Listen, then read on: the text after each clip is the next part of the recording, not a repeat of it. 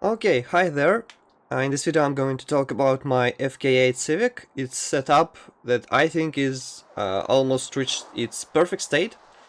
So if you've ever seen the goal layoff leaderboards and time attacks, you've seen this Civic before. This is a car that can get pretty close to the top, being front wheel drive.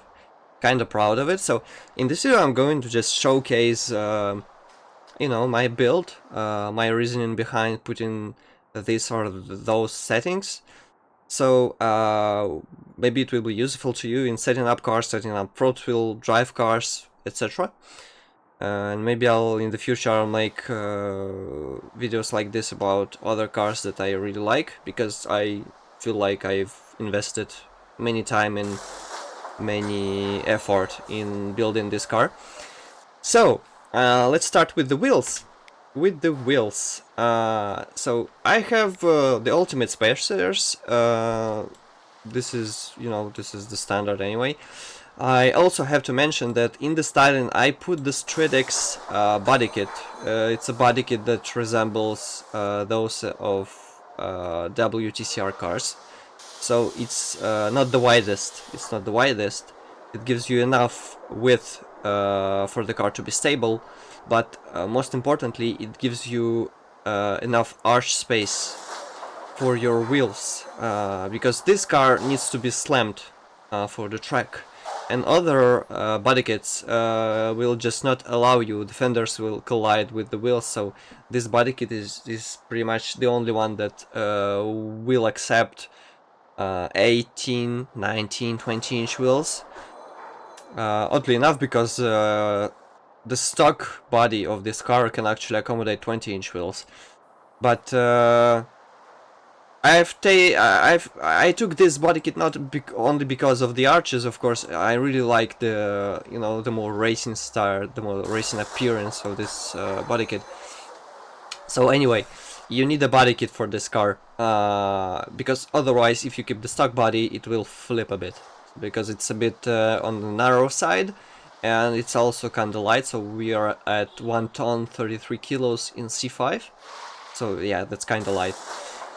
So the wheels I ran square setup, 19-inch wheels, 325, sorry. So I ran square setup, even though I wrote in some of my guides that you need staggered setup. It's not like you really need it, but before I thought that staggered setup, when you have your rear wheels a bit smaller on front wheel drive, of course I'm talking about, smaller or narrower, should I say, than on the front. So this was done to make a car rotate a bit more, make the rear end a bit more playful, to give a bit more oversteer, if I can say that. So I found out eventually that when you properly adjust your differential, your brake balance, your suspension overall, you don't need this. So it's like a band-aid really, to run a staggered setup on front wheel drive. You can just get away with a stable square setup, wide tires, and just other settings will allow you to make your car behave as you want it to. Okay, so square setup, 19-inch wheels, 18 seem to give like a too big profile for my taste. 20-inch wheels, well, they look rather big already, so it's kinda, it's not too good to like visually. So I prefer 19-inch wheels, really the sweet spot. And I have the tires. So here I have the same profile tires. I stick with the racing for now, so because from my tests, well, I found that the racing tires seem to be more stable. They give you the same speed as the stretch tires. The stretch tires, though, they give you lighter input, so the car is more eager to change direction. The problem is, I don't need this, because I need this car to be as planted as possible, because I already have settings that make it rotate as I want it to. Okay, so you can take it with a grain of salt, because I mean, it's really hard to quantify the the percentage of the change in the handling. I'm just saying what I felt, and what I felt is that racing is overall more stable, which is logical. I mean, those are square share types, and stretch is more like it has a smaller contact patch if it's taken into account by the game. So, in the settings, of course, max pressure. I run a bit lower pressure, but no success, no success. I know that 3 bars is excessive in real life. In the game, though, well, it works. It works, it gives you less rolling resistance, and seems like rolling resistance is everything for now. These spacers, well, they are just adjusted to be a bit wider on the front and just flush on the rear, as I always do. Okay, next thing that we're gonna take a look at is the body. I will skip the suspension for now. Yeah, let's talk about body first. So I run the body stage 4. The body stage 4, really good on this car actually. So if you have rear wheel drive cars that benefit from being a bit heavier, you know, being like 1,200, sorry, or 1,300 kilos, you know, like something like GT3 cars weight. Front wheel drive cars do not benefit from this. In fact, I mean, the lightest it is, the better, mostly, okay? So I ran the lightest setup possible on this car, stage 4, and actually, if you take a look, you will see that with the stock body, I would have worse weight distribution. So with the stage 4, I actually have 63 on the front, a really good distribution from front wheel drive cars. Same fuel tank, I don't need this excessive weight, I don't need extra weight on the rear of the car. I run ultimate front aero, of course. I have 35 downforce on the front. It's not much. It's on the lower side, but it doesn't prevent this car from being fast as hell. And also I have the racing, the red rear aero, just to give me enough. It's not even maxed out, so if you take a look here, yeah, I can pump it up to 37, but I don't do this. So the red one gives me the least air resistance I need. I have the lowest weight possible. I have all my front distribution on the front. And center of mass. Now, center of mass can benefit rear wheel drive if you increase it, because it puts up higher the center of mass, and when you accelerate, you have like a more leverage acting on the rear axle. On the front wheel drive, this doesn't work like this, because you need more weight to stay on the front. So naturally, you will not have more weight stay on the front. You can't. But what you can do is to lower your center of mass and eventually just, how do I say it, prevent some flexing in the suspension and make your acceleration more efficient, you know. So lowest possible center of mass is just a must for front wheel drive. Okay, that's pretty much it. The ultimate weight reduction, of course. So now, should we talk about the suspension? Yeah, let's talk about the suspension. Why not? Because it's already adjusted. So all the ultimate parts here, all the ultimate parts. Now, you see it's actually, yeah, it's slammed to the lowest value possible. So I have almost, it's not maxed out. I can still bump a bit the spring stiffness on the front, but I don't need it because it behaves just like it should. It's the sweet spot. I usually set up all my cars around 180 kilonewton meters. Yeah, if I read it correctly. As I said, I need the Street X body kit to slam it. Now, if you slam it all the way down, it doesn't mean that your suspension will not work, because we still have a value here. It's not 0, okay? So as long as you don't see camber going out of hand, yeah, if you would see it, like if you lower it and you see the camber go out of hand, that means that something is wrong. Now, with the stiff springs, I don't have this effect, so the car is actually set up good enough. There's enough suspension travel. It's just stiff. Same front rear. Rear is maxed out. Same from the rear anti-roll bar.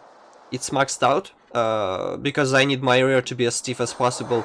Ideally, if I could just lock rear shocks and rear springs and make them, you know, like a toy car, so it doesn't move at all. At least in a straight line acceleration scenario, that would be the best solution, okay? Now, on the track, yeah, of course you need a bit of play in the suspension on the rear still. But I need everything to be as rigid as possible. On the front, I usually play with the values around 30, 37, 40, and up to 57. But on this car it's gonna be excessive. I put 40, I'm really okay with it. I need my front end of the car to be a bit more mushy, if I can say it like this, to get a bit of more grip during cornering. So I have equal camber on the front, on the rear, because I've tweaked my setup. I've read some articles, and actually when you have such wide tires, you don't really need excessive camber. So before I used to have -8, -7. Those are not real values. In fact, this would be like -3 or -4 at best. But on -5 and 5, this handles actually pretty good. Same on the rear. Okay. I've decided to go. I will just skip angles for now. I decided to go with neutral toe. Okay, so it's just 0 toe everywhere. Because I used to run negative setup on the front and on the rear. On the front for the better turn-in, and on the rear for the rear end to step out during the cornering. But as I said, when you have a good setup of brake balance, of differential, this is not a concern. Okay, so I don't need this. I would like to keep my car as stable as possible. On the speed, on the corner entry, on the straight line. So this is the best setting for me.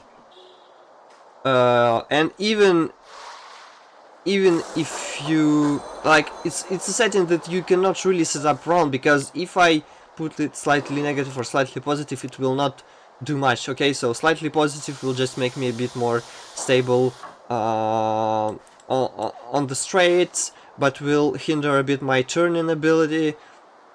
So I don't really need it. I mean, at 0 is just good, but it's not affecting too much your car anyway. Caster angle, lowest possible. I need my handle to be as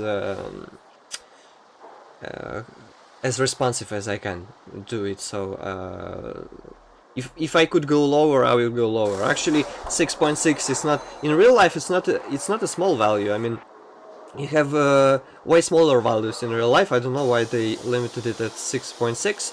I never run high values. Actually, I've tested them before, but I didn't like it, so I always just put it lowest possible. Nothing was changed on this actually in my builds. Ackerman angle. It's been a while since I came to a conclusion that running high Ackerman, getting almost neutral Ackerman steering is best for me. The car feels great through corners, it feels great on the speed, it's just overall best for me on all my builds. And steering angle. Well, steering angle, if I would have all the range without without the in-game assists, if I could turn my wheel as much as the angle allows me to, I would actually put it lower. But the thing is, with all the assists in the game, you have a dependence of your steering angle regarding to your speed. So the faster you go, the less steering angle you have. So this leads us to a scenario when you try to turn at 100 kilometers per hour, and of all these 52 degrees, you will have maybe, I don't know, like 10, 15. So this seems like a band-aid settings actually. So I have to crank it up to get just a tiny bit of degrees on speed. Okay, 52 is the only is the value you would get if you're like, I don't know, below 20 kilometers per hour, for example. Okay, so that's why it's cranked up. Otherwise, yeah, I know actually the racing cars run something around 20 degrees, even 18 degrees or 23 degrees, something like this. Now, what do we have left? We have the dampers, the shocks. On the rear it's almost maxed out, so I stick to my magic ratio. I put the slow bump as a coefficient of 1. Then I've put fast bump half of that. Slow rebound I put it twice the value of the slow bump. And then I put the fast rebound the same value as the slow bump. So it's just easy as this. So it's 1, 0.5, 2, 1. Okay? So as I said, I need my rear end of the car to be as rigid as possible.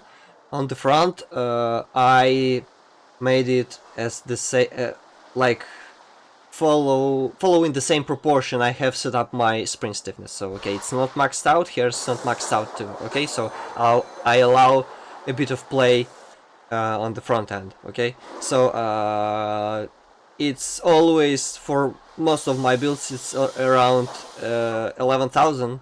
Okay, sometimes it's 11.6, sometimes it's just below 10.8.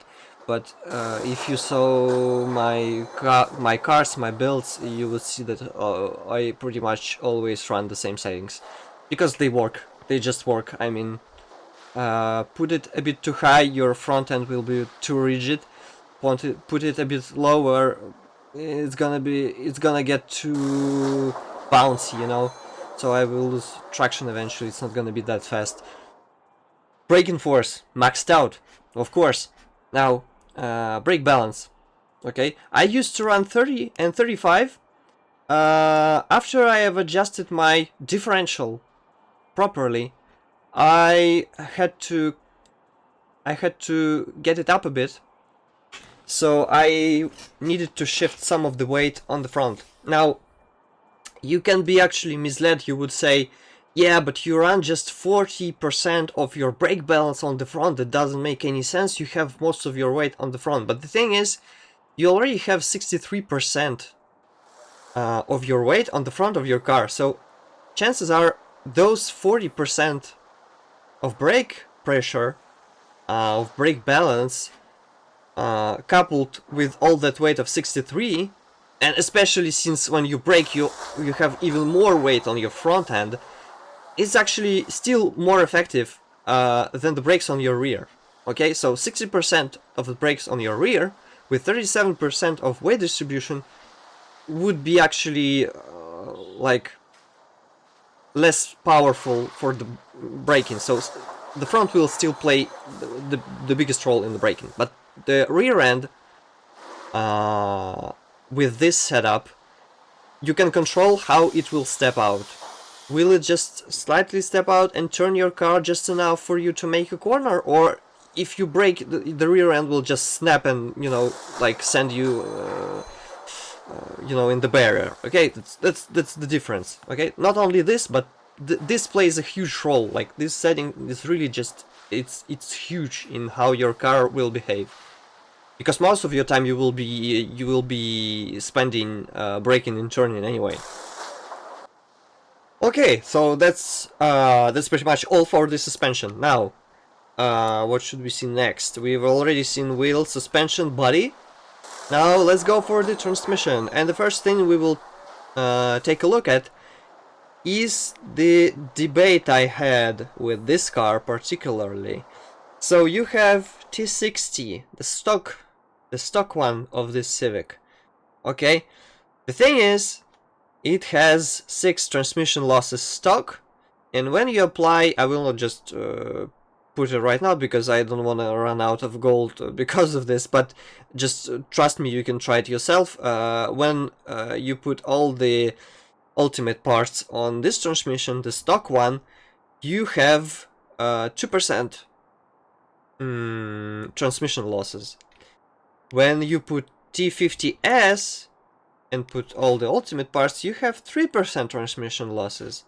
Now, you might say, why did I put then T60S if I could go with less transmission losses? The thing is, the reasoning you would have is right, but only if your car has a transmission that has a gear shifting speed of 0.3. Some of higher classes cars have really gearboxes that have less transmission losses and run 0.3 seconds gear shifting speed.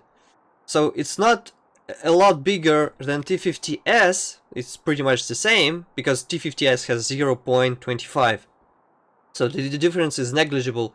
However, T60 from the Civic, the stock one, is 15 kilos heavier, and stock it has 0.5 seconds shifting speed. So it might not seem like a huge deal, but it's actually a big difference. And when tested side to side, I came to a conclusion, because I saw the results, that T50S is still better because of lower weight and because of the faster shifting speed.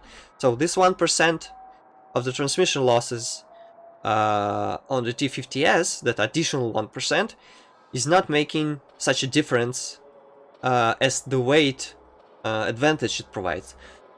So T50S, here we are with this. Now I used to run a Coafi Universal gearbox, yeah. So you can just you can maybe I'll show you the screenshots on the screen. So it's just Coafi 6-speed rear-wheel drive sequential universal gearbox. But I've actually found also one of their gearboxes, aftermarket gearboxes, specifically for the FK8 Civic, and I'm a bit of a nerd on this side, so I know it's just a game, but I really like to find something from real life to try to apply it to a game and see how it works out.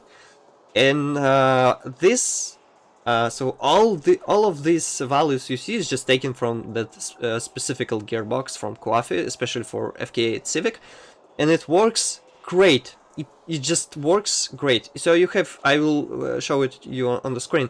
You have two variations. So I took the second one with the shorter gears, 5th and 6th gears, and it works quite nicely. Yeah, it's definitely faster. Well, not a lot of faster, but still faster than the universal one I ran. Even the final drive, I think, is also like from the transmission, from the gearbox. So as you can see, we have 3% transmission losses. Now, the differential. Yeah, the differential. I previously ran always ultimate, and on some front-wheel drive cars, especially Focus and Golf, ultimate differential is better. However, for some unknown reason, maybe it's just excessive power, I don't know, but for some unknown reason, Civic suffers from it. Okay, Civic is a more understeery car. Actually, it's not the best handling front-wheel drive car. It's not the best, far from it. There are many front-wheel drive cars. Well, there's like maybe 8 or 9 in the game, but still, many of the front-wheel drive cars handle way better than Civic. But Civic has the engine advantage and the stability advantage. So I played out with the clutch 45, the Elite differential. It's the same clutch pack based LSD, but it's weaker. Okay. And this worked out really well. It allowed me to tune my car. So this is why actually I tuned down my brake bias to the front, because the low cost setting allowed me to dial in how my rear end of the car acts during the cornering. So in theory, if you ran welded or spool differential, that would give you, you know, in ideal conditions, maybe it would give you the best time all around. The problem with the spool or welded differential is that both of your wheels are locked together. They all rotate at the same speed, which introduces 100% lock on the acceleration and on the acceleration. So when you run such setup, you really have to be perfect on your braking enough to throw your car in the corner, and enough like super precise with your gas input to exit the car. So it's called a point and shoot setup. So you don't really have a margin, like a chance of committing an error. If you commit an error when you enter a corner or exit a corner, you're cooked. You just cannot recover from it. You will lose a lot of time. So this is not worth it, actually. Okay. Well, viscous is the VLSD is too weak for the Civic, clearly too weak, and it doesn't have the lock on the coast. The lock on the coast is something that's really needed on front-wheel drive. Why? So, firstly, the preload. The preload is the amount of the force you have to brake for your differential to start acting. So, if the difference in your wheels is less than 52 Newton meters, then the differential will just not work. Okay, it will just lock all the both wheels together and will act as a welded differential. Okay, it's locked. It's completely locked. Now, here you have the values of acceleration and coast. And before, I used to put higher values on the lock and lower on the coast, which is logical for example, rear-wheel drive. However, on the front-wheel drive, this is not the case, because you already have that innate understeer on the front-wheel drive. Okay, so locking the wheels on the acceleration will just mean that when it locks firmer when exiting a corner, when you step on the gas out of the corner, you get that understeer that throws you out of the corner way before you could make that corner. So eventually you found yourself constantly braking more than you actually need.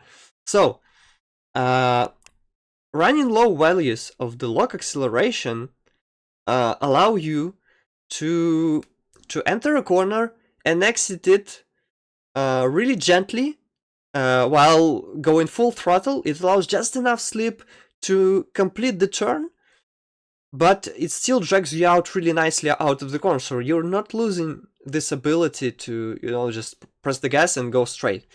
Okay, the lock on the coast or during the braking is essential for determining how your car will act when you brake and turn at the same time. So when this value is low, what that means that the difference, like the lock between wheels, doesn't occur that fast, so you can actually over-rotate your car. Okay, so the front end doesn't prevent the rear end to turn, so you gain more oversteer when you put the lock coast values, when you lock it when it's softer, okay, when the lock is softer.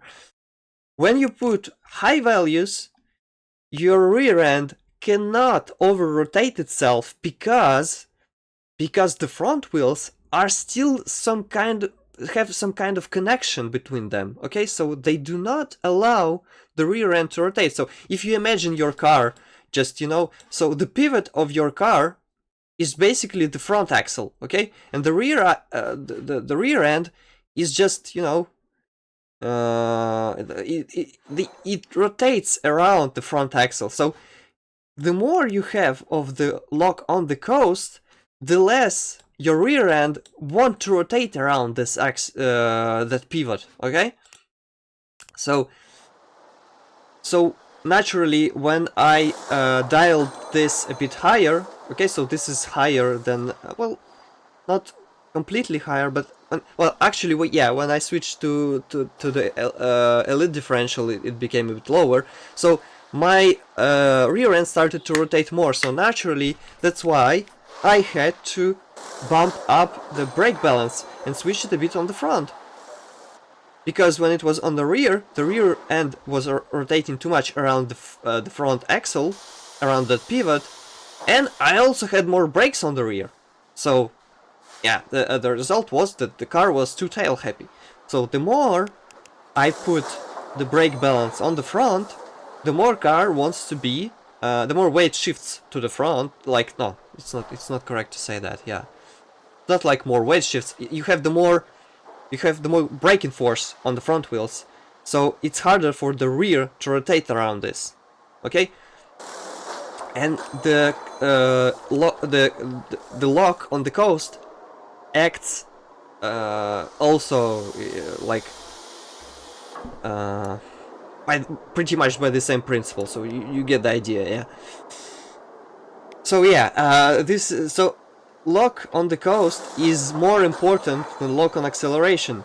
So if you just crank up lock on acceleration, your car will just exit the like, it will not make the corners all the way. It will want to go to the barrier. Okay, if you don't put enough value here, well, it will be too soft. Okay, it will not straighten out when you step on the gas. It will, but not on the right amount. So you should test it. The preload, yeah, as I said, this is just a general threshold of after which your car will enable the differential. But this you have to play with it, because as I said, I have a Focus, same weight, same power, and for some reason the ultimate differential gives me a better result than the elite one, the softer one. But this depends also on the geometry, on the distance between your axles, on the width of your axles. So naturally the Focus is not the same, it doesn't have the same center of gravity, it doesn't have the same geometry. If it's taken in the game into account, then this would explain why some cars run better with softer differentials and some run with more stiffer differentials. Okay, so yeah. Yeah, it's a bit too much about the transmission, but yeah, it is what it is. So, and the final is the engine. Well, nothing too much to say here, to be honest. As I said before, this is just, well, I called it pixel hunting, but it's just, you know, graph hunting. So you have to just look which graph is the best, compare the screenshots if you can, and so you see the graph actually doesn't favor at all increasing the torque on the high RPMs. Okay, so if I would add ECU, for example, and lengthen the graph, that doesn't give me much of a boost actually. And also the thing with the Civic, with the cars in general in this game, is that you see, for example, I have a rev limiter at around 8,100 RPM. Well, this is true for the stock fuel. This is not true for the racing fuel, because the racing fuel extends your range. So instead of 8,100, I would maybe have 8,500. So the graph would be even worse. And the bad habit, especially with such a car that you could say, well, it runs till 8K, I can run it till this. But the problem is when you shift your RPMs will drop to a place of around 6.5 or 7, and you will not get as much power as you would get if you shifted, for example, on the 7K mark and you drop to 6K mark. Okay, so well, after playing for like for more than 1,000 hours, I finally found out that I have to shift a bit earlier on the Civic. Yeah, congrats. But you get the idea. You don't need high ECU, especially on such graphs. It's really, this upgrade is pretty much useless on many cars, but on this particular car it's just beyond useless. So turbo setup. You might have a temptation, and actually if you compare the graph with the turbo, they can be better than the non-turbo, but the problem is, for some unknown reason, all my builds that run turbo compared to naturally aspirated car are actually worse, even with better graphs.